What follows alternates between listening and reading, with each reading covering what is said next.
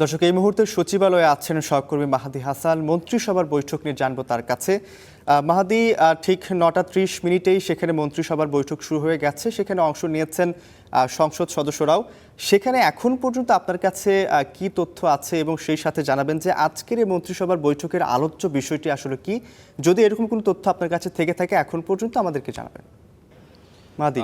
ধন্যবাদ আব্দুর রউফ।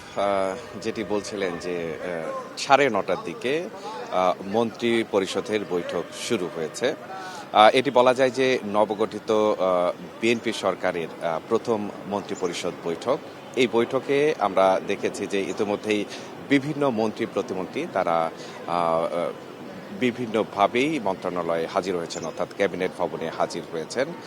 আমরা দেখেছি যে এখানে তথ্যমন্ত্রী জহিরুদ্দিন স্বপন, শ্রমমন্ত্রী আরিফুল হক চৌধুরী সহ অর্থ মন্ত্রণালয়, অর্থাৎ বিভিন্ন যে মন্ত্রণালয়গুলো রয়েছে এবং মন্ত্রণালয়ের সংশ্লিষ্ট মন্ত্রী এবং প্রতিমন্ত্রী তারা সবাই হাজির হয়েছেন আজকের এই প্রথম ক্যাবিনেট মিটিংয়ে অংশ নিতে।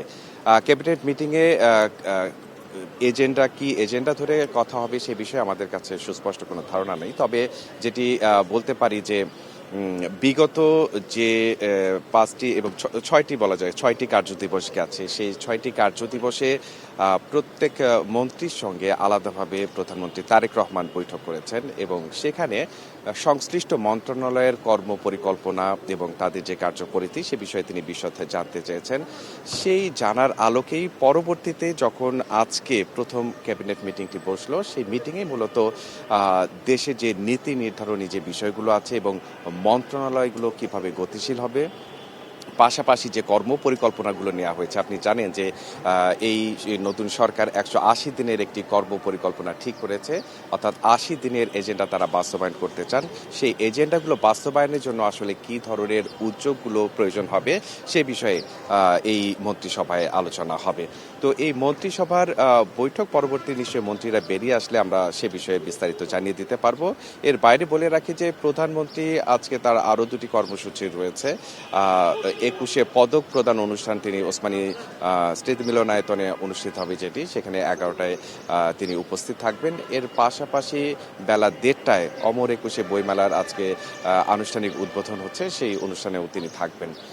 আর এর বাইরে সচিবালয়ে ১২:৩০টার দিকে নৌ মন্ত্রণালয়ের একটি ব্রিফিং রয়েছে, যেখানে আপনি জানেন যে ঈদের সময় নৌ ব্যবস্থাপনায় অর্থাৎ লঞ্চ চলাচলে যে ধরনের প্রক্রিয়াগুলো অবলম্বন করতে হয়, সুষ্ঠু ব্যবস্থাপনা করতে হয়, সে বিষয়ে একটি ব্রিফিং হবে নৌ মন্ত্রণালয়ের।